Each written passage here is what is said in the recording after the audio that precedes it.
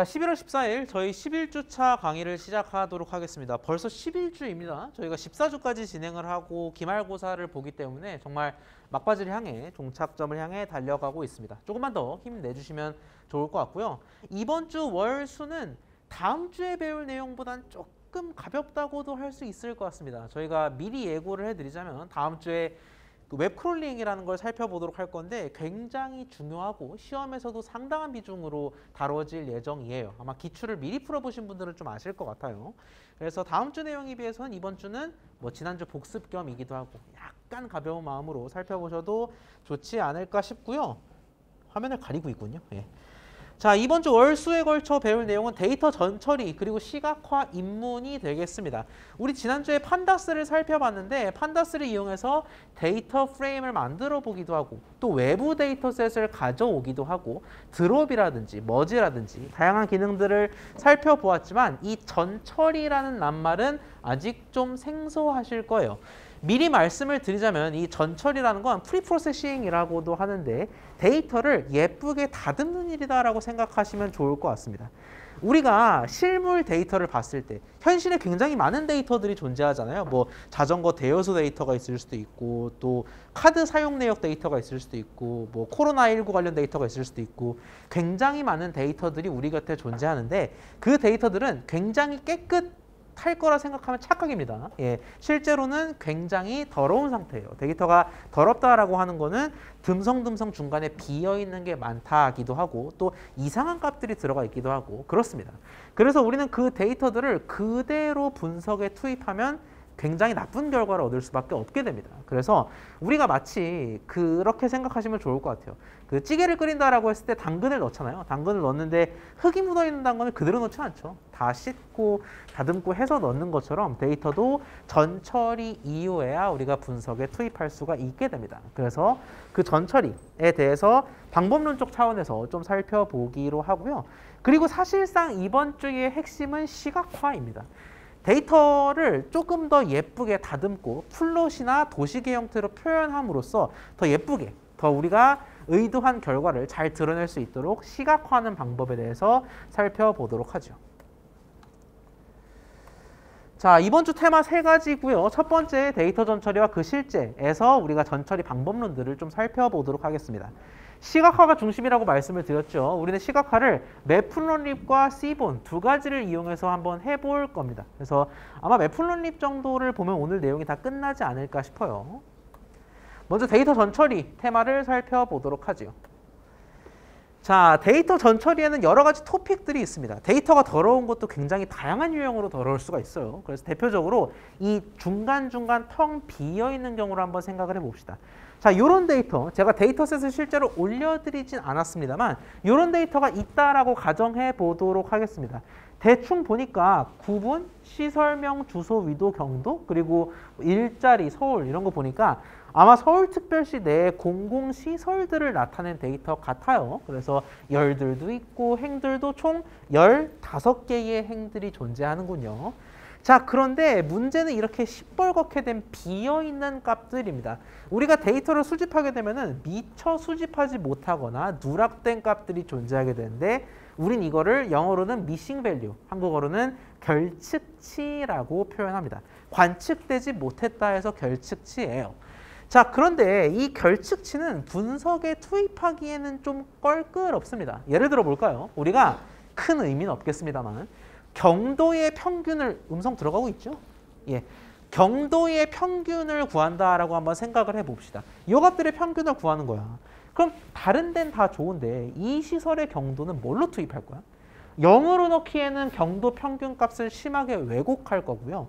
그냥 무시하기에는 실제 값이 뭔지 궁금합니다. 그래서 이런 식으로 결측이 존재하는 경우에는 분석 투입이 어렵다. 그래서 결측치를 보통 날리고 분석을 하는 경우가 많은데 문제는 여기에서 태동합니다. 결측치를 날린다. 가장 쉽게 생각할 수 있는 방법은 아, 이게 각각 시설이라고? 이 한 행이 시설이면은 결측치가 존재하는 시설 다 날리면 되겠네. 그런 마음가짐으로 이렇게 시설들을 날린다라고 생각을 합시다. 그러면 15개 시설 중에서 하나, 둘, 셋, 넷, 다여, 일곱, 여덟, 아홉. 무려 60%의 시설을 날리게 됩니다. 타노스야? 이럴 수는 없다라는 거죠. 우리가 이런 식으로 결칙치가 하나라도 존재하는 모든 행들을 날리게 되면은 의미가 없어집니다. 열심히 수집했는데 40%밖에 못 쓴다니 라는 게 되는 거죠. 그래서 우리가 조금 머리를 굴려서 생각해 볼 수 있는 게 이게 진짜 행 잘못인가? 라는 거예요. 행들을 다 날리는 방법도 있겠지만 대부분 결칙치는 어디서 기인했어? 위탁기관 수집이 잘 안 된 거잖아. 그래서 1차적으로는 이 결칙치가 지나치게 많은 대표적으로 위탁기관과 같은 열들을 날려버리자고요. 그러면은 우리가 훨씬 더 깔끔해집니다. 왜? 이걸 날리고 나서 이제 결칙치가 존재하는 행은 5, 7, 9분이니까. 그래서 그 뒤에 결칙치가 지나치게 많은 열들을 제거한 뒤에 결칙치가 하나라도 남아있는 모든 행을 날리면은 훨씬 더 많은 데이터를 보존한 채 분석에 임할 수가 있겠다라고 생각할 수 있다라는 거죠. 여러분 이 시나리오가 절대적인 정답은 아닙니다. 모든 분석 상황에서 반드시 이렇게 결칙치를 제거해야 한다는 아니에요. 다만 이런 식의 상황에 우리가 처했을 때 아, 다 날리긴 좀 그러니까 이렇게 할 수도 있겠구나 라고 생각을 좀 바꿔보자 라는 차원에서 말씀을 드렸습니다. 자, 그러면 우리는 컴퓨터 프로그래밍 과목이니까 생각만 하지 말고 얘를 실제로 구현하는 방법을 익혀봐야겠죠.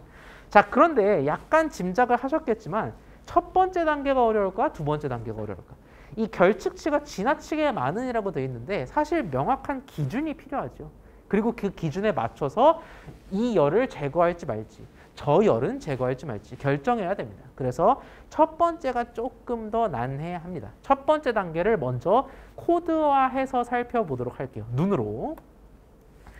자, 이 코드에 좀 주목할 필요가 있겠습니다. 제목에서 아시다시피 80% 이상이 결측인 열을 제거하는 상황을 한번 가정해 보도록 하겠습니다.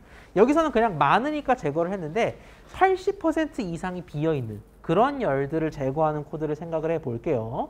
자, 그러면 다짜고짜 데드라인이라는 새로운 변수를 팝니다. 이게 뭔고 하니? 쉐이프. 얘도 처음 봐요. 뒤에 보니까 0.2라고 나와 있죠. 아, 80%? 20% 둘이 합하면 100이니까 이 데드라인이 80%라는 값과 관련이 있구나라는 걸 알 수가 있어요. 80% 이상의 결칙이라는 건 뭐예요?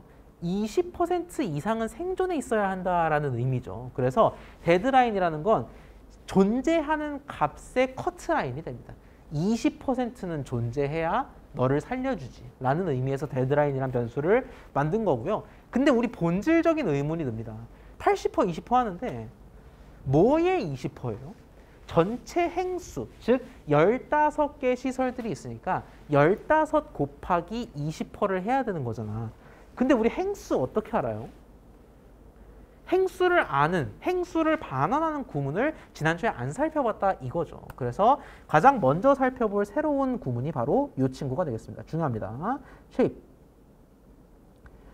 자, shape은 모양이죠. 데이터 프레임에도 모양이 있습니다. 몇 행 몇 열인지가 곧 모양이죠. 어차피 직사각형인 건 다 매한가지잖아요. 그래서 shape이라는 거는 가로 몇 줄, 세로 몇 줄인지를 반환해주는 구문이 되겠습니다.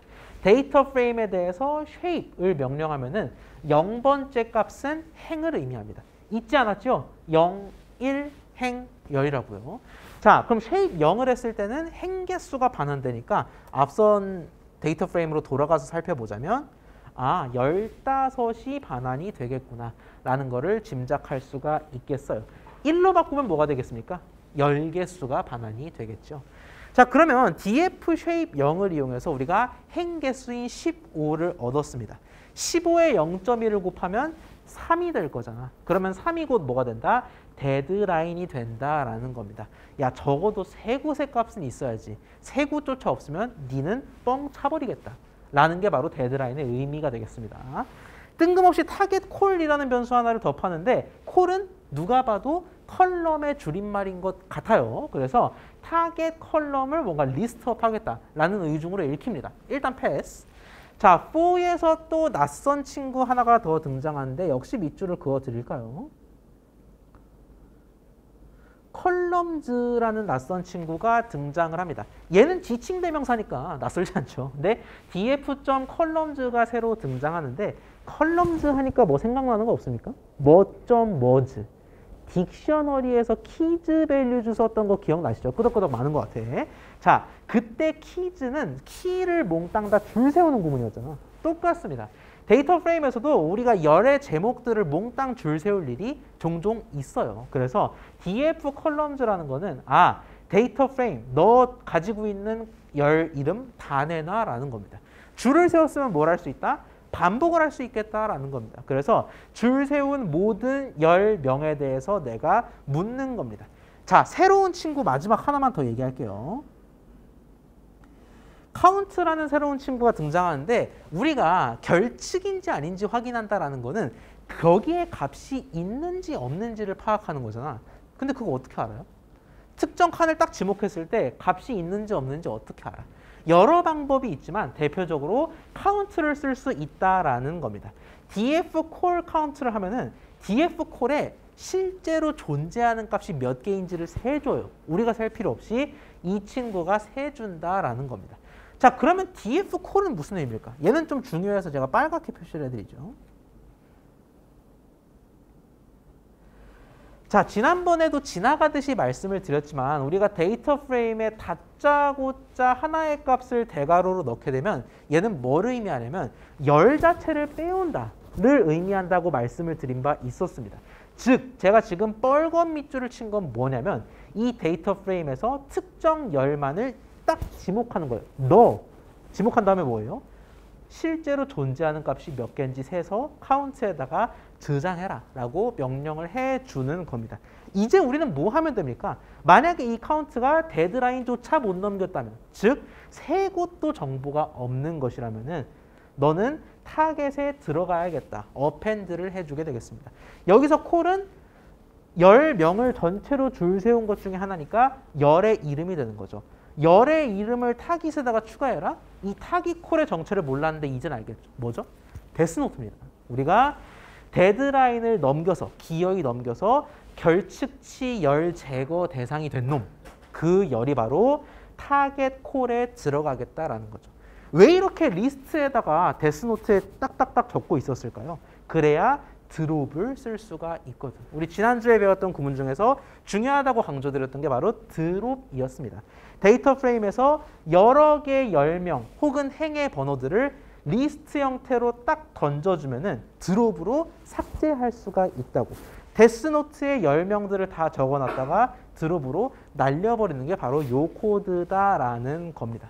자, 이거 자체를 달달달 외우는 그런 게 중요한 게 아니다라는 건 여러분이 이미 간파하셨을 거예요. 중간고사 보면서 아마 느끼셨을 텐데 암기가 중요한 게 절대 아닙니다. 코드 흐름이 중요해요.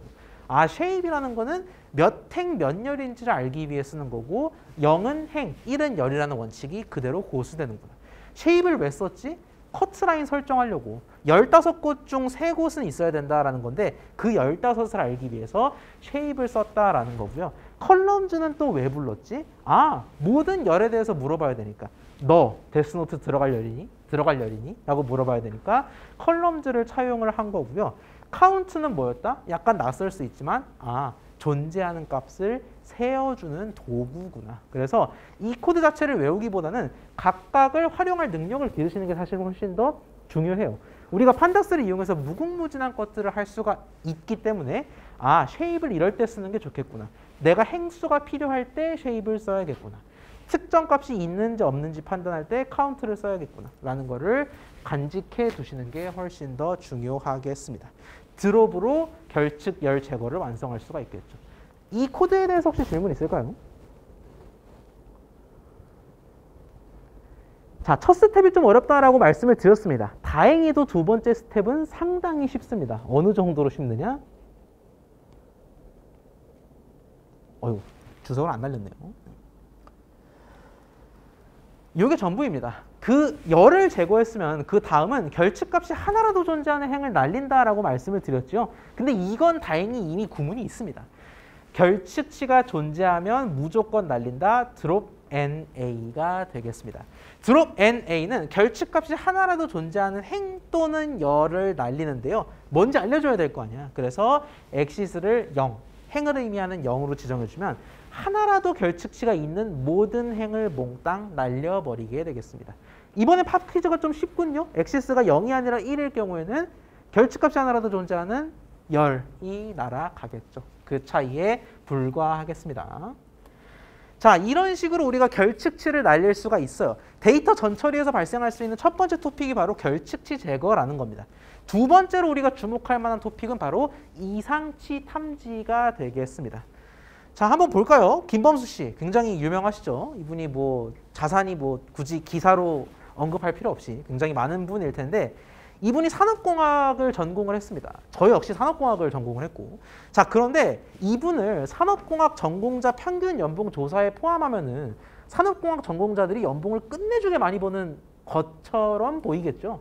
근데 그건 상식적이지가 않습니다. 그래서 우리가 평균을 조사하든 데이터를 분석하든 뭘 하든 간에 이런 이상치, 누가 봐도 이상값이잖아요. 이런 이상치들을 제거하지 않으면 분석의 결과가 왜곡될 수가 있다라는 거죠. 그래서 우리가 데이터가 주어졌을 때 이상한 값, 아니 보통 여기 몰려 있는데 얘는 왜 여기 있어? 얘는 왜 여기 있어? 하는 값들은 날릴 필요가 있다라는 겁니다. 우리는 그 이상치, 이상값들을 아웃라이어라고 이야기를 합니다.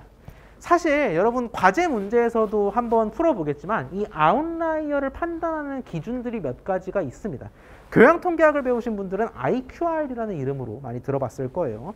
아웃라이어를 판단하는 여러 기준들이 있는데 이번 슬라이드에서는 이 정도만 보도록 할게요. 그냥 내가 하위 5%, 상위 5%에 해당하는 놈들은 이상치로 간주하고 잘라버리겠다라는 거죠. 왜 우리 뭐 PT 심사 같은 거 할 때도 심사위원 6명이 있으면 최고점 준 사람이랑 최저점 준 사람은 난리잖아요. 그런 것처럼 하위 5%, 상위 5%에 해당하는 분들을 날리겠다. 내가 성적 데이터가 쫙 있다고 했을 때 하위 상위 5%를 날리겠다라고 하기 위해서는 퀀타일이라는 구문을 활용할 수가 있겠습니다.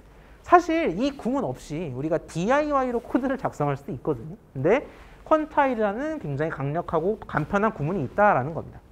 데이터 프레임에 열 이름을 집어넣습니다.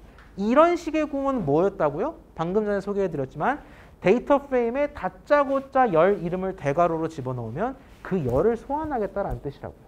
그 열의 퀀타일 100분위 점수를 계산하자라는 겁니다. 만약에 퀀타일 괄호에 0.05를 집어넣게 되면은 우리는 그 데이터에서 하위 5%에 해당하는 값을 찾게 됩니다. 거꾸로 생각하지 않게 조심하세요. 0.05면 하위 5%입니다. 반대로 0.95의 경우에는 상위 5%에 해당하는 컷오프 점수를 얻게 됩니다. 뭐 이거는 한 줄 한 줄, 진짜 한 줄 만에 완성되는 코드니까 별게 없어요. 근데 팝퀴즈가 좀 중요합니다. 자, 제가 성적 데이터를 가지고 있어요. 수천 명 성적 데이터를 가지고 있어서 하위 상위 5%컷 점수를 찾았습니다. 예를 들어 뭐 20점 및 95점 위 이런 식으로 찾았다라고 쳐봐. 자, 그러면 제가 정작 하고자 하는 거는 이상치 제거입니다. 다시 말해서 20점 및 95점 위인 학생들을 컷하는 게 목표였다라는 거죠. 그건 어떡하죠? 이상치에 해당하는 행들을 어떻게 제거할 수 있을까요? 얘기할 수 있는 분 계실까요?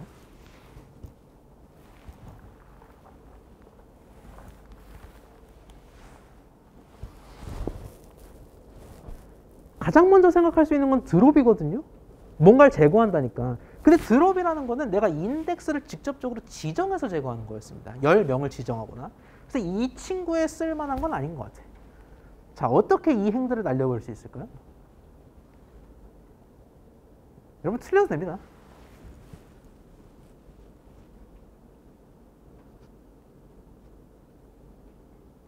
조금 바꿔 생각하자면 20점 밑을 쳐내고 95점 위를 쳐내겠다라는 건 20점부터 95점까지만 남기겠다라는 거거든요. 그럼 어떻게 할 수 있을까요?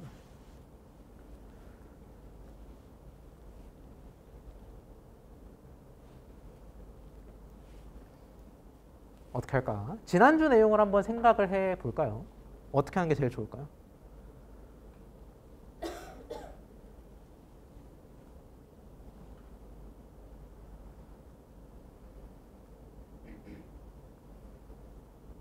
자, 답변이 없으면 오늘 저녁 7시, 8시까지 수업을 농담이고요. 네, 어떻게 하면 제거할 수 있을까? 자, 네. 다시 한번. 정확합니다. 아마 아시는 분들도 답변 안 한 분들이 좀 있었을 것 같아요. 지난주에 배웠던 내용 중에 뭐가 있었냐면 DF LOC 컨드라는 되게 기괴한 구문을 배웠습니다. 이게 뭐였냐면은 LOC 컨드를 이용해서 특정 조건에 해당하는 놈들을 필터링할 수 있다라고 얘기를 했어요.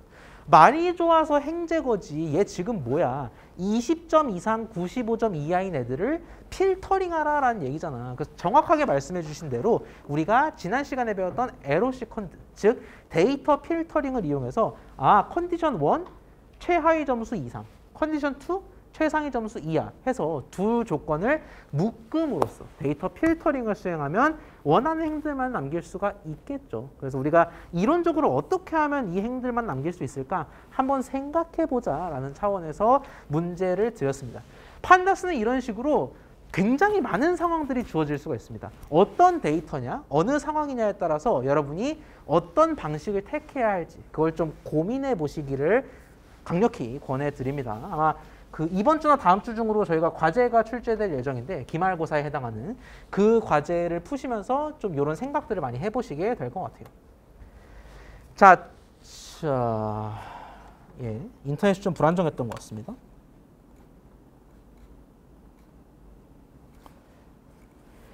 자, 전처리에서 우리가 계속해서 토픽들을 살펴보고 있습니다. 첫 번째로는 결측치, 두 번째로는 이상값이었는데 마지막으로는 이 수치가 아닌 범주로 된 데이터를 한번 주목해 보도록 할게요. 네. 자, 우리 이 데이터 프레임 굉장히 많이 봤죠? 김고려 4.0 정보대, 최하남 3.9. 이 데이터 지난주에 정말 엄청나게 많이 봤던 데이터 프레임인데, 자, 우리가 컴퓨터의 시선에서 얘를 가지고 분석을 한다라고 칠게요. 그러면 김고려, 최하남, 박정보 이런 건 그냥 그러려니 해. 얘는 어차피 이름이니까. 각각을 구분하는 요소니까. 4.0, 3.9, 4.2 이런 건 숫자니까.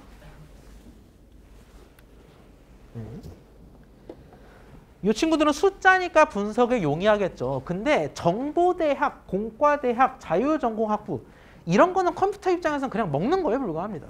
문자열이잖아. 얘 가지고 무슨 분석을 할 거야? 뭐 글자 하나하나 떼가지고 뭐 사주풀이 할 거예요? 그럴 수가 없잖아. 그래서 이 값들은 요 자체로 머무르기에는 분석에 있어서 좀 아쉽다고요. 그래서 우리가 보통 어떻게 변환을 하냐? 요건 사실 그 인문사회 계열 분들 중에서 통계 공부한 분들이 훨씬 더 익숙할 것 같아요.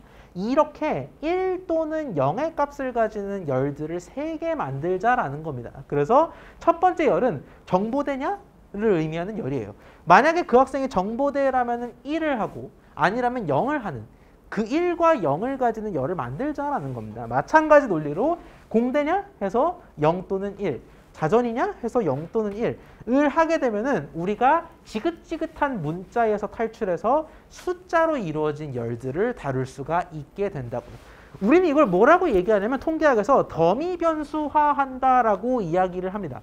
범주 형태로 된 이런 데이터들을 더미 변수화할 수가 있다라는 거죠.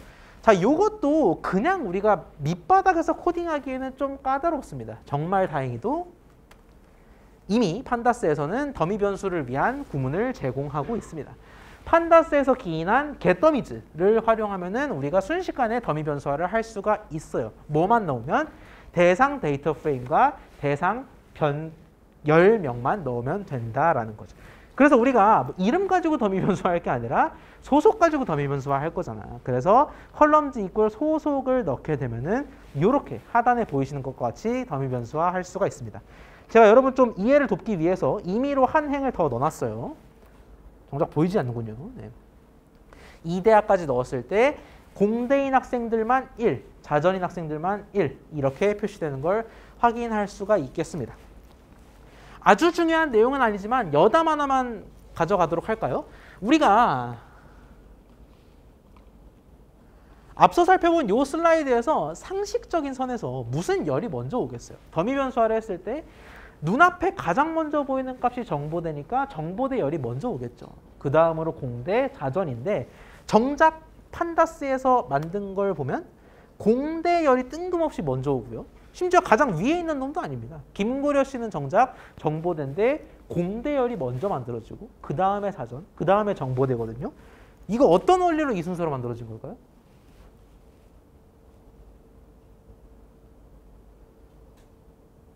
아주 중요한 내용은 아닙니다. 그냥 가벼운 마음으로 보라라고 수수께끼처럼 드린 거예요. 왜 이 순서로 만들었을까요? 그렇죠. 가나다 순으로 봤을 때 공대, 자전, 정보대니까. 국문, 영문을 막론하고 get더미즈는 기본적으로 가나다 순, 사전 순으로 열이 생성된다라는 거를 간파할 수가 있겠습니다.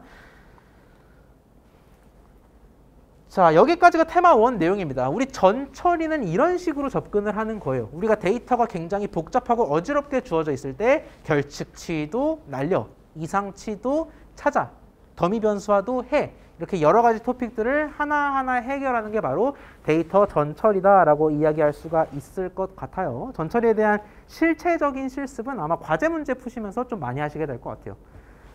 자, 두 번째 테마로 가볼까요? 이번 주에 가장 심장부라고 할 수 있는 시각화에 대해서 살펴보도록 하겠습니다. 예고해드린 대로 이 시각화라는 거는 딱딱한 값들을 보기 좋게 도식화하는 걸 의미합니다. 우리 왜 언론 보도, 뭐 뉴스 같은 거 보면은 파이 그래프 그려지고 꺾은 선 그래프 그려지고 별 그래프가 다 나오잖아요. 그런 것들을 파이썬으로 우리 힘으로 한번 해보자라는 게 이번 주 수요일까지의 목표가 되겠습니다. 자, 우리가 매프론립에 대한 소개는 이미 한번 했습니다. 데이터 과학에 대해서 제가 언지를 드릴 때 데이터 과학의 3대장이 있다라는 차원에서 판다스, 넘파이, 그리고 매프론립을 소개해드렸어요. 한 번 더 언급드리고 넘어가죠. 매프론립이라는 거는 주어진 자료를 플롯, 도식입니다. 도식.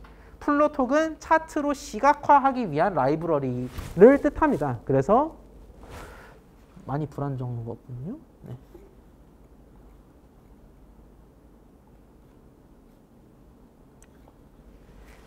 자, 이 매프론립은 조금 이 가져오는 구문이 깁니다. 매프론립 하부의 파이플롯에서부터 가져오고요. 우리 이거 기니까 보통 뭘로 줄인다?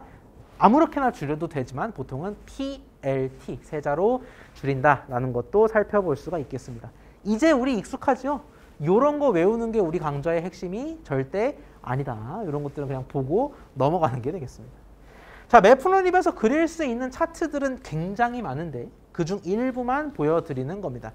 히스토그램, 박스 플롯, 뭐 바이올린 플롯, 파이 차트 여러 가지 것들을 그릴 수 있는데 저희 4가지 정도 한번 이 테마에서는 살펴보기로 해요. 자, 그런데 시각화를 위해서는 데이터가 필요합니다. 그럼 아무것도 없이 맨 땅에다가 나는 시각화를 할 거야. 뭘 할 거예요? 그래서 데이터가 필요한데 제가 블랙보드에 CSV 파일 하나를 올려드렸습니다. 혹시 못 받으신 분들은 지금 다운로드 받으시면 될 것 같아요. 블랙보드 강의 자료 탭에 슬라이드와 함께 카페.csv를 올려드렸습니다. 받으시고 안 받으신 분들은 자, 이 카페.csv는 고려대 인근 카페들의 정보를 담고 있는 데이터셋인데 제가 임의로 만든 겁니다. 가상의 데이터셋이고요. 진짜가 아닙니다. 여러 가지 열들이 존재하는데 코드를 보니까 카페명 대신 카페 구분 코드가 있구나. 1번 카페, 2번 카페, 3번 카페가 있다는 걸 확인할 수가 있겠고요. 우리 이 코드에서 넘겨짚을 수 있는 정보가 뭐가 있어? 보통 얘를 데이터 프레임으로 가져온다면, 외부 파일이니까 데이터 프레임 형태로 가져온다면 인덱스가 자동적으로 0부터 붙을 텐데 얘는 이미 구분 기호가 있네. 인덱스를 재탕할 수 있구나. 그게 효과적이겠구나 라는 거를 간파할 수가 있어요. 다른 열들도 많습니다. 프랜차이즈냐 아니냐 여부가 yes 혹은 no로 기재되어 있고요. 카페 영업 시작한 지 몇 년 차냐가 이어에, 그리고 메뉴 종류가 메뉴에, 메뉴 가격 평균이 프라이스에, 그리고 별점, 뭐 배민이란 별점 같아요. 레이팅에 나타나 있고 어디 있냐, 안암, 보문, 창신, 숭인 이런 것들이 리지언 열에 기재가 되어 있습니다. 슬라이드에 나타난 대로 방금 또 제가 강조드린 대로 구분 번호가 따로 있기 때문에 인덱스 열을 재탕할 필요가 있어 보이네요. 그래서 우리가 이 데이터를 어떤 식으로 가져올 수 있느냐 지금 같이 한번 해보도록 하겠습니다. 여러분 콜앱 열어주세요.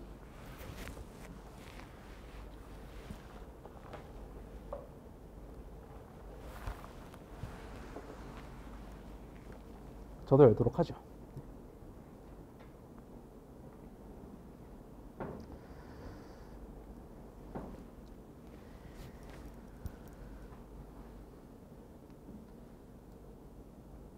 자, 인터넷이 조금 느린 것 같은데 콜앱을 열었습니다. 여러분도 여셨죠?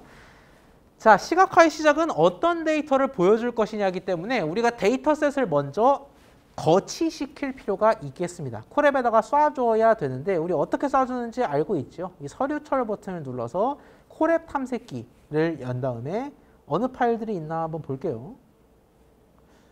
많이 불안정한 것 같군요. 자, 여러분은 카페.csv가 아직 없을 겁니다. 없는 분들은 드래그 앤 드롭 또는 업로드 버튼을 눌러서 카페.csv를 올려주시면 되겠습니다. 여러분 PC에 다운로드한 CSV 파일을 올려주시면 되겠고요. 저는 이미 올려놨습니다. 카페.csv가 있는 상태에서 우리가 얘를 뭐 하는 게 목적이야? 판다스를 이용해서 데이터 프레임 형태로 척척 읽어내는 게 목적이죠. 어떻게 한다? 판다스를 일단 불러와야 뭘 하든 말든 하지. 판다스 as pd로 불러오겠고요. 지금은 안 쓸 겁니다. 지금 당장은 안 쓸 겁니다만 우리 matplotlib도 불러옵시다. 어차피 계속 쓸 거잖아. 그래서 import matplotlib 같이 작성하시면 됩니다. 저랑 같이. matplotlib에서도 pyplot 점을 이용해서 pyplot을 명시해 주고요. 얘를 보통 plt로 많이 줄입니다. 자, 이렇게 임포트 두 가지를 한 상황에서 우리가 뭐를 해야 된다? 판다스가 제공하는 리드 기능을 활용해야 한다라는 거죠. 왜? 우리는 지금 파일을 읽을 거니까. 근데 리드는 보통 CSV랑 엑셀 둘이 붙는데 얘는 CSV 파일이라고 대놓고 나와 있군요. 그래서 리드 CSV를 활용하겠습니다. 어떤 거를? 카페.csv를 읽어오겠다라고 자신만만하게 천명하는 겁니다. 자, 읽어만 오고 저장을 안 하면 큰일 나죠. 그래서 그 결과를 데이터 프레임, df라는 이름의 데이터 프레임에다가 저장하도록 하겠습니다. 예쁘게 불러졌나 확인이나 해보죠.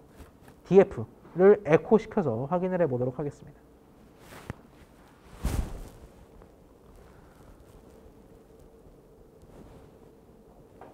자, 결과는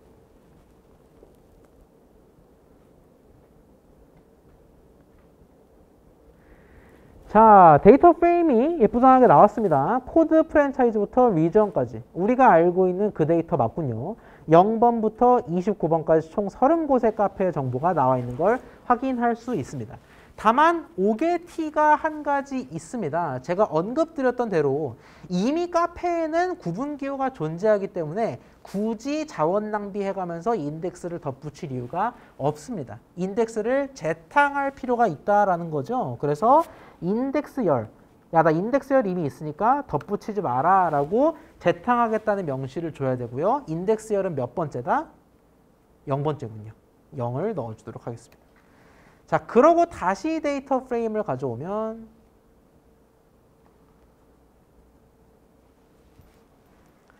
자, 똑같이 가져오지만 인덱스가 재활용된 모습을 확인할 수가 있겠습니다. 자, 여기서 우리 인덱스의 특성을 엿볼 수도 있어요. 데이터 프레임에서 인덱스의 특성을 엿볼 수도 있겠습니다. 기출문제 풀어보신 분들은 아마 나왔다는 걸 아실 거예요. 자, 우리가 보통 인덱스라고 하면은 리스트 인덱스를 많이 떠올리다 보니까 반드시 0부터 시작하고 오직 숫자만 들어가고 라고 생각하기 쉽지만 우리가 데이터 프레임에서 진하게 처리된 요 인덱스는 비단 숫자일 필요만은 없습니다. 순서가 뒤바뀔 수도 있고 반드시 숫자일 필요는 없겠다라는 특성도 알 수가 있겠지요. 어찌됐든 인덱스를 재활용해서 총 30개의 카페 정보가 나와 있는 걸 알 수 있겠습니다. 여기까지 질문 있나요? 자, 그러면 이 상태에서 다음 슬라이드 살펴보도록 하죠. 자, 우리가 총 4가지 문제를 매플러립을 이용해서 해결해 보도록 하겠습니다. 매플러립이 만들어낼 수 있는 플롯 개수는 훨씬 더 많습니다. 훨씬 더 많습니다만 대표적인 가장 많이 쓰는 4가지를 한번 찬찬히 살펴보도록 하죠. 자, 먼저 안암에 위치한 카페의 영업 연수를 꺾은 선 그래프로 나타내는 문제를 풀어보도록 합시다. 주목해야 될 요소가 3가지가 있어요. 첫 번째, 꺾은 선 그래프다. 많고 많은 차트 중에 꺾은 선이다라는 거고요. 자, 그리고 그냥 카페가 아닙니다. 제가 고려대 인근 전체 카페를 다 드렸는데 리지언이 오직 안암인 애들만 꺾은 선으로 그려달랍니다. 마지막으로 뭘 그린다? 영업 연수. 8년이었다, 5년이었다 이런 것들을 그려달라라는 겁니다. 자, 이 문제를 해결하기 위해서 우리는 당장 플롯을 그리고 싶어요. 그러니까 데이터 프레임을 바탕으로 당장 PLOT 그리고 싶지만 서두르지 말고 데이터 프레임 작업부터 하겠습니다. 우리가 데이터 프레임을 보시면 아시겠지만 굉장히 쓸데없는 정보들이 많아요. 열들도 많고 행들도 30가지나 되는데 정작 가치 있는 정보는 뭐예요? 이거 그리기 위해서 필요한 정보는 30곳 중에서 안암 소재 한 10몇 곳밖에 안 될 거고 또 많은 열들 중에서 연수만 택할 겁니다. 그래서 데이터 프레임을 먼저 좀 다이어트 시키고 시작하도록 할게요. DF를 불러오는 과정은 똑같습니다. 30곳의 모든 정보를 다 불러오는 거는 방금이랑 똑같아요. 방금이랑 똑같은데 우리가 다짜고짜 LOC 컨드, 방금 전에도 말씀해 주셨죠? 필터링을 하도록 하겠습니다. 필터링을 왜 해? 그냥 카페가 아니고 30곳 중에 안암에 위치한 몇 곳의 카페에 대해서만 그리는 거잖아. 그래서 안암이 아니면 쳐내도록 할게요. 컨디션은 하나밖에 없지만 그냥 컨디션 1이라고 적었습니다. 컨디션 1 이꼴 DF 리지언 이꼴 안암. 이거 무슨 뜻이다? 아, 지역이 안암이냐? 라는 조건을 만들어서 필터링을 해주겠다라는 겁니다. 자, 그렇게 필터링한 결과는 DF 안암에 저장됩니다. 여기엔 오직 뭐밖에 없어요? 지역이 안암인 카페만 위치하게 되겠습니다. 자, 여기까지 한번 실행을 해볼게요. 여러분 콜앱에서 지금 바로 작성을 하겠습니다. 자, 데이터 프레임은 이미 가져왔다고 가정을 하겠습니다. 혹시 모르니까 한 번 더 작성을 할게요.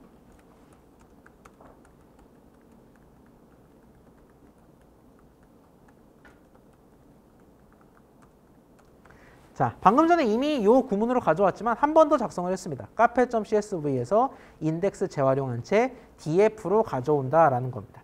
자, df엔 너무 많은 카페들이 있습니다. 우린 이 중에서 안암만 남길 거예요. 그러기 위해서는 어떻게 한다? df.loc cond1을 이용한다라는 거죠. 그때 cond1은 뭐다? 지역이 오직 안암인 경우만이 이 cond1 조건이 된다라는 겁니다. 그렇게 살아남은 데이터 프레임은 저장이 돼야겠죠. df 안암으로 저장이 되겠습니다. 잘 필터링 됐나? 결과 먼저 일단 보도록 하죠. 결과를 확인했을 때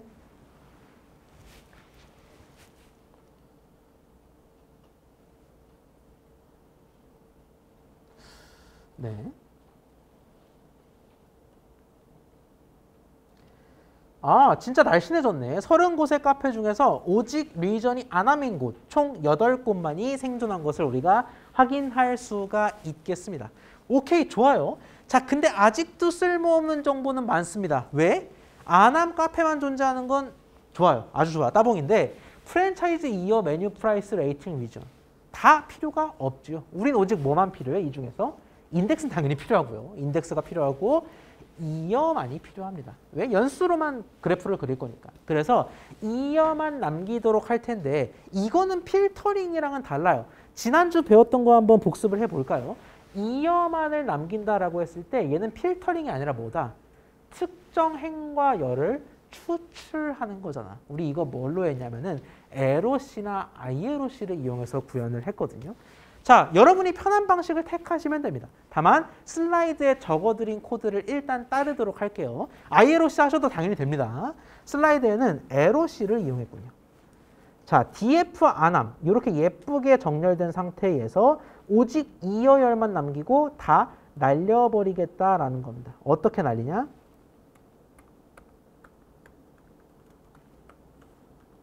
이런 식으로 날릴 수가 있겠습니다.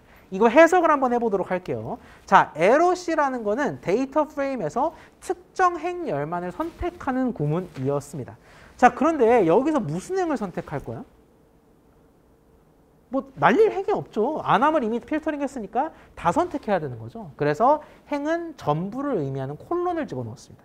자, 그러면 열은 뭘 선택할꼬 하고 보니 이어가 떡하니 버티고 있네요. 그래서 많고 많은 열들 중에 이어만 뽑아야지 라는 의미로 이렇게 코드를 작성한 겁니다. ILOC라면 어떠겠어요? 다 똑같은데 이어 대신 숫자로 바뀌어야겠죠. 숫자 1로. 자, 이런 식으로 우리가 데이터를 추출할 수 있습니다. 추출한 결과도 저장해야겠죠. 안암의 연도만을 저장하겠다라는 겁니다. 자, 이 친구도 제대로 뽑혔나 확인이라도 해볼게요.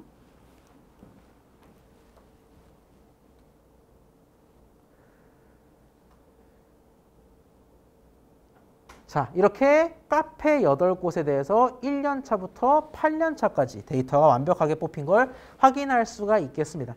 지난번에 질문 나온 내용이기도 해요. 우리가 행이 단독이거나 열이 단독인 경우에는 데이터 프레임 형태로 취급이 안 되기 때문에 출력물이 좀 어그러지지만 문제는 없다라고 말씀을 드렸습니다.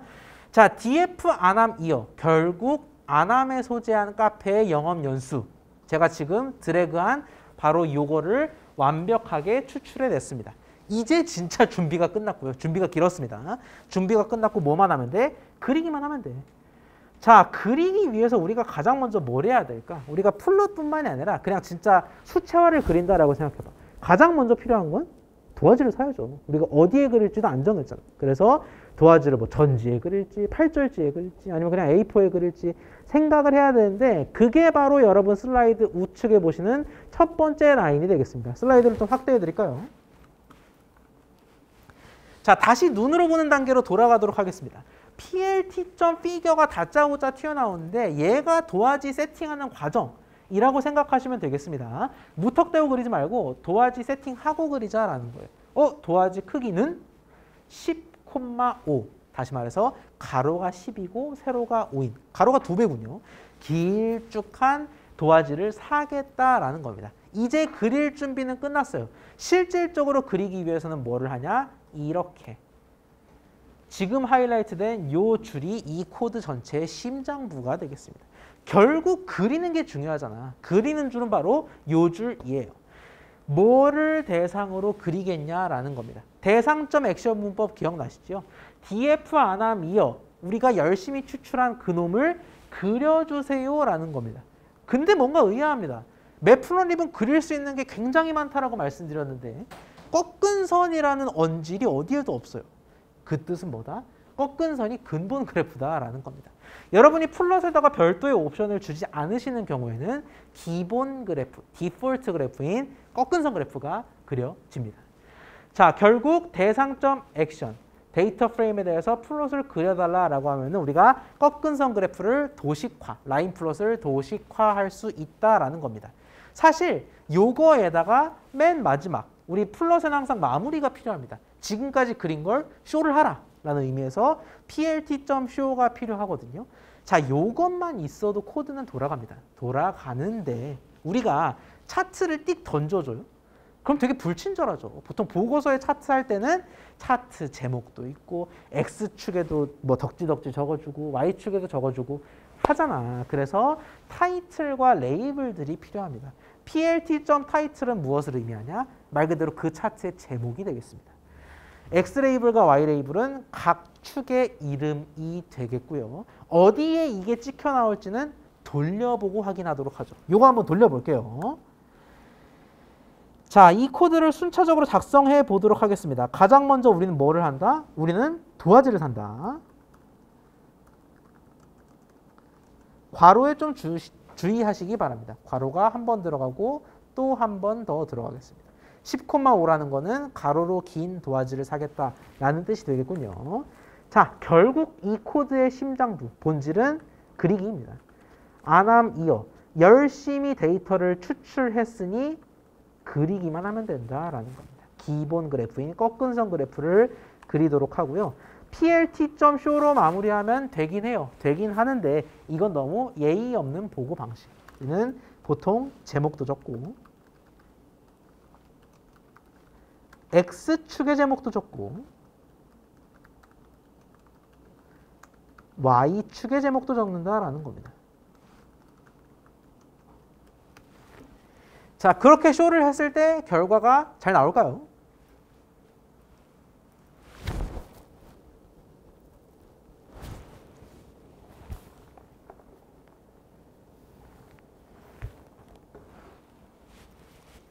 아, 정말이네. 우리가 제목을 어디에 넣느냐 했을 때 상단에 넣는다. 상단 중앙에 넣는다라는 걸 알 수가 있겠고요. X축 레이블, Y축 레이블과 함께 원하는 꺾은 선 그래프가 정확히 나오는 걸 확인할 수가 있겠습니다.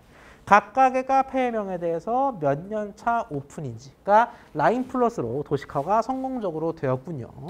자, 그런데 이렇게만 보면 조금 심심합니다. 왜 심심하냐면 옵션이 없어요. 우리가 반드시 파란색 그래프를 그려야 할 이유는 없잖아요. 반드시 실선 그래프를 그려야 할 이유도 없지요. 그래서 옵션을 슬라이드로 소개를 해드리겠습니다. 자, 이렇게 시각화를 통해 만들어진 그래프는 칼라, 라인 스타일, 마커 등의 옵션을 줌으로써 더 꾸밀 수가 있겠습니다. 사실 설명할 게 별로 없어요. 컬러는 세 개 앞 글자를 따서 R을 넣으면 빨간 선으로 그려주고요. B를 넣으면 파란 선으로 그려주는 이런 식의 구문이 되겠고요. 라인 스타일의 경우에는 선의 종류입니다. 보통은 우리가 실선으로 그리기 십상이지만 뭐 뚝뚝 끊어져 있는 파선이라든지 선, 점과 같은 일점 쇄선 등으로도 그릴 수가 있겠습니다. 이 옵션들을 줌으로써 그릴 수가 있겠다라는 거예요. 마커가 좀 생소하실 수도 있는데 우리 그래프를 보면은 방금은 그냥 선밖에 없었지만 그래프 위에 각각의 데이터에 점이 찍히는 경우가 있습니다. 이 8개의 점에 대해서 별 모양이 들어갈 수도 있고 사각형이 들어갈 수도 있고 그걸 마커라고 하는데 이 마커 모양을 바꾸게 되면 각 점들에 예쁘게 모양이 들어가게 됩니다. 한번 돌려보기라도 할까요? 플롯 괄호 안에 아무것도 안 넣었는데 내가 색도 한번 새빨갛게 해보고 라인도 한번 뭐 1점 쇄선, 점선 이렇게 해보고 그리고 마커도 별 모양으로 해보고 자 이렇게 옵션을 줬을 때 결과는 어찌 나오냐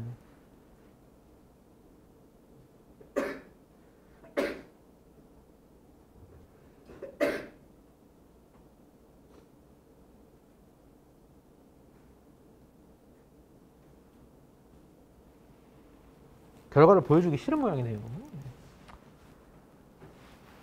그래도 봐야겠죠?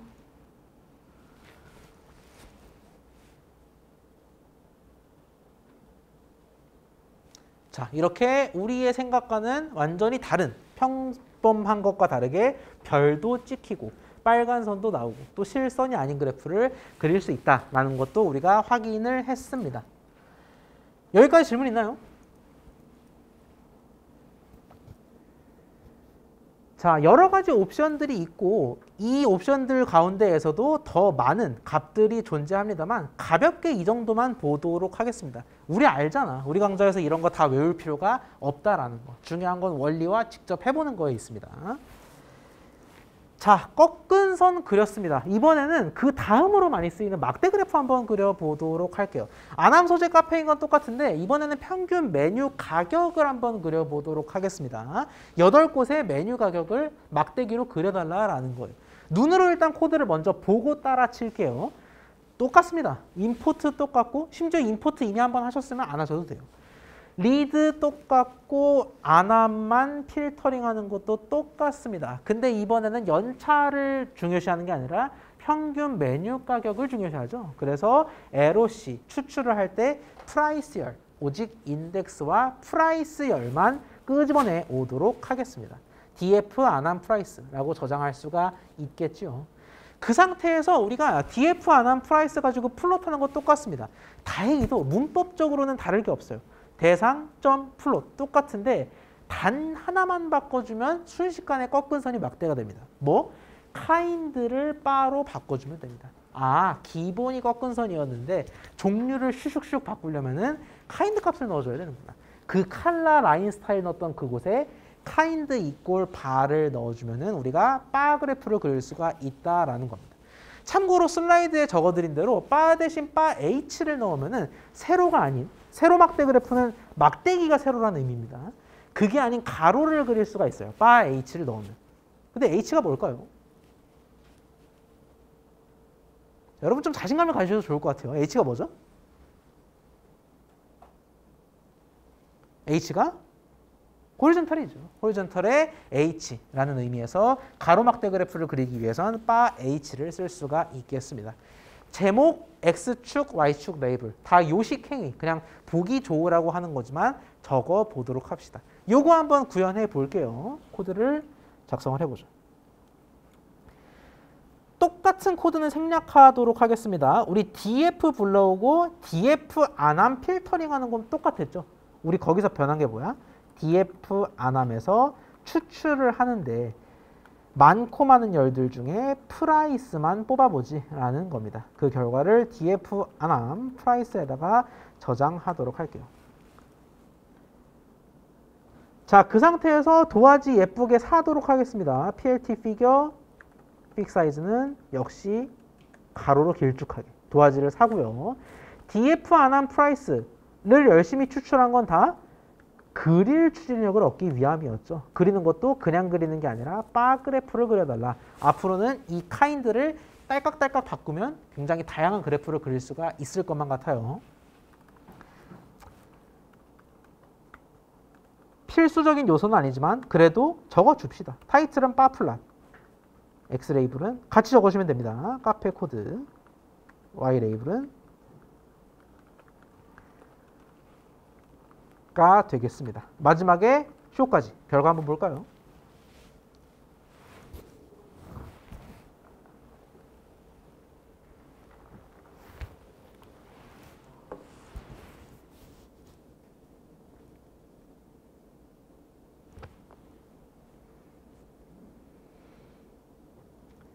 자, 바 플롯이 세로 막대 그래프 형태로 나오는 것을 확인할 수 있겠습니다. 에버리지 매니 프라이스가 이렇게 Y축으로 표시가 되고 각 카페 코드도 8곳이 예쁘게 표시가 되는군요. 만약에 바를 바 H로 바꿀 경우에는 마치 빙 돌림 마냥 가로막대 그래프가 나오는 걸 확인할 수가 있겠습니다. 약간 주목할 포인트를 짚자면은 우리가 세로막대 그래프를 그렸을 때는 정직하게 그렸죠. 1번, 그 다음에 3번, 그 다음에 6번 순서대로 그렸는데 지금 가로막대 그래프 그려진 거 보면은 1이 제일 위에 있어야 될 것 같은데 정작 제일 아래에 있어요. 그리고 그 위에 3, 그리고 그 위에 6. 아, 파이썬, 특히 매플런립이 가로막대 그래프를 그릴 때는 아래에서부터 적층적으로 그리는구나 라는 것도 간파할 수가 있었네요. 여기까지 질문 있나요? 사실상 두 그래프를 한 번에 배운 겁니다. 세로는 바, 가로는 바 H. 정말 카인드 값만 바꿔서 순식간에 달라지는 걸 확인을 했죠. 자, 이번에는 히스토그램을 살펴볼 건데 주목해야 될 게 히스토그램은 막대 그래프랑 다릅니다. 보통 오해하시는 경우가 있어요. 얘도 막대기를 뭔가 여러 개 그리니까 비슷한 거 아니야? 생각하는 분들이 있는데 히스토그램은 분포 그래프입니다. 우리 막대 그래프의 가장 큰 특징이 뭐였냐면 정직하게 눈앞에 모든 데이터를 다 그린다라는 데 있었어요. 카페가 8곳이니까 바가 8개인 거잖아. 카페가 300개면 바가 300개여야죠. 그게 막대 그래프라면 히스토그램은 굉장히 많은 데이터를 분포 단위로 쪼갠 겁니다. 예를 들어 별점을 히스토그램으로 나타낸다라는 거는 뭐가 돼요? 별점이 쫙 있을 때 모든 카페의 별점을 다 막대기로 표시하는 게 아니라 2.0부터 3.0인 카페가 몇 곳이니? 3.0부터 4.0인 카페가 몇 곳이니?를 분포, 카운트에서 나타내는 게 바로 히스토그램이라는 겁니다. 자, 이 히스토그램도 사실 별게 없습니다. 원리가 너무 똑같아요. 눈으로 일단 볼게요. 가져와, 가져와, df. 이젠 뭐 익숙하죠. 자, 그 상태에서 우리가 이번에는 모든 카페의 별점이기 때문에 안함으로 한정할 이유가 없습니다. 모든 카페로 시선을 넓혀야 되기 때문에 df 상태에서 필터링하지 말고 바로 에러C를 때릴게요. 왜? 30곳 모든 정보에 대해서 레이팅만 남겨두게. 자, 이렇게 df 레이팅이라는 새로운 데이터 프레임을 만들었습니다. 그 상태에서 우리가 도화지 만들고 또 df 레이팅 풀러 문법적으로 똑같아요. 똑같은데 뭐만 바뀌었다? 카인드, 종류만 바뀌었다라는 겁니다. 히스토그램의 준말인 히스트를 차용하도록 하고요. 주목할 점이 하나 있군요. 빈스라는 게 등장하는데 이게 뭔지는 좀 이따가 설명을 드릴게요. 빈스의 10을 지정하겠습니다.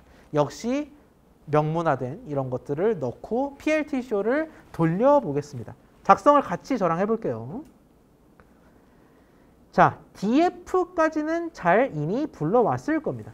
근데 df에서 필터링 없이 난 웨이팅만 쏙 뽑아낼 거야. 모든 카페의 별점을 뽑아내기 위해서 df 레이팅을 이렇게 정의하도록 하겠습니다. 자, 이제 도화지 살 준비만 하면 됩니다. PLT 피겨 10,5짜리 도화지를 사고요. df 레이팅 열심히 추출했으니 얘로 플롯을 그리도록 하겠습니다. 히스토그램을 그릴 거고요.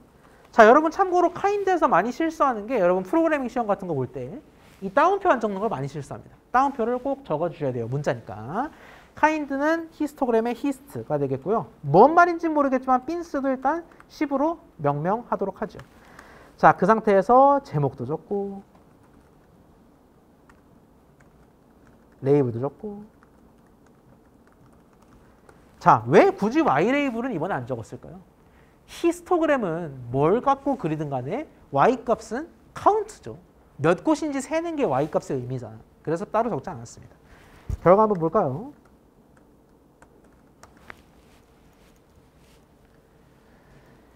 자, 히스토그램이 그려졌습니다. 세는 게 사람이 하면 참 힘들고 구간 나누는 것도 까다로운데 얘가 알아서 다 해줬어요.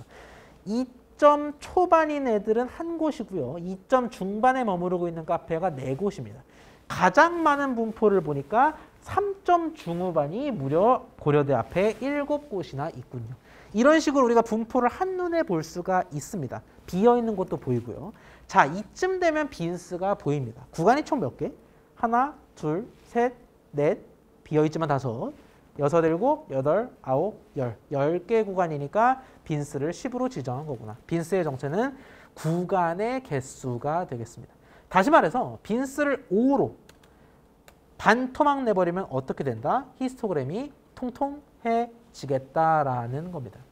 구간이 5개 뿐이니까 방금 전과 비교했을 때 비교 좀 해주세요. 예.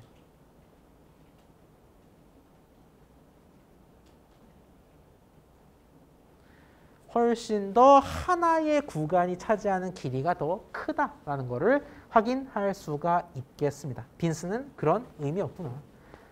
히스토그램에 대해서 질문 있을까요?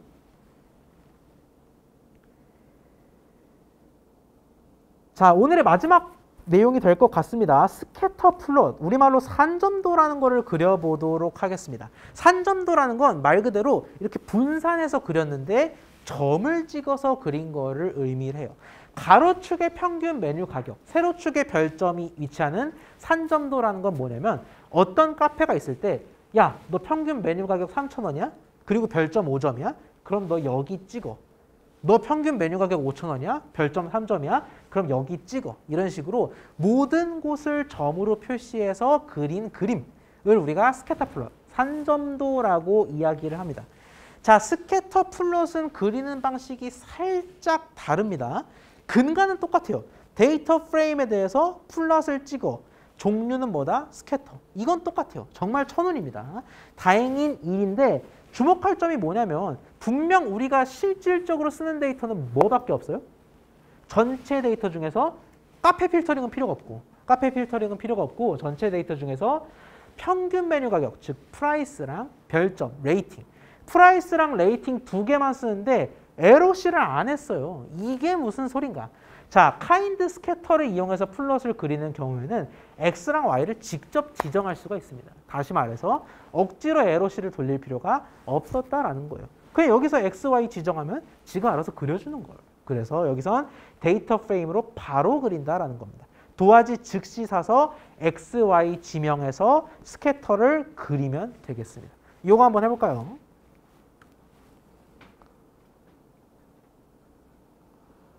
살짝 확대해드리는 게 좋을 것 같군요. 자, 데이터 프레임 불러오는 과정은 똑같습니다. 바로 도화지 사는 걸 해도 된다라는 거예요. 왜? 우리가 X, Y를 지정하면 그만이니까. 도화지를 사서 DF, 원본 데이터 프레임에 대해서 플롯을 그리도록 하겠습니다. 어떤 플롯? 스캐터 플롯. 산점도는 영어로 스캐터 플롯이고요. X랑 Y를 지명할 텐데 X는 평균 메뉴 가격. 을 의미하는 프라이스고요. Y는 별점을 의미하는 레이팅이 되겠습니다. 자, 이 상태에서 요식행위 그냥 잘 보이기 위해서 제목도 적고 X축 레이블도 적고 Y축 레이블도 적고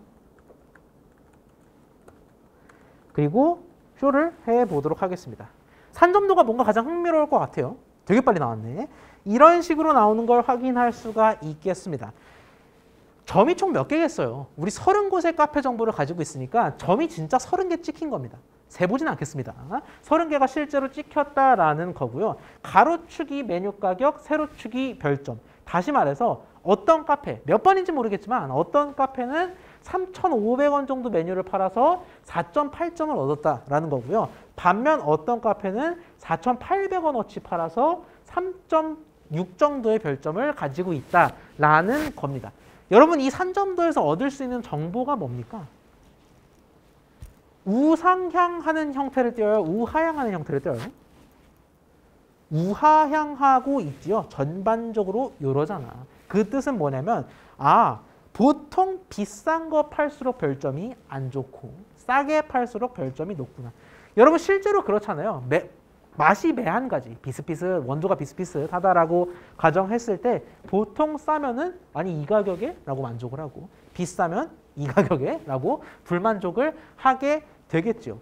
자, 근데 어떻게 이렇게 데이터가 예쁘장하게 딱 우하향했을까요? 제가 조작했기 때문입니다.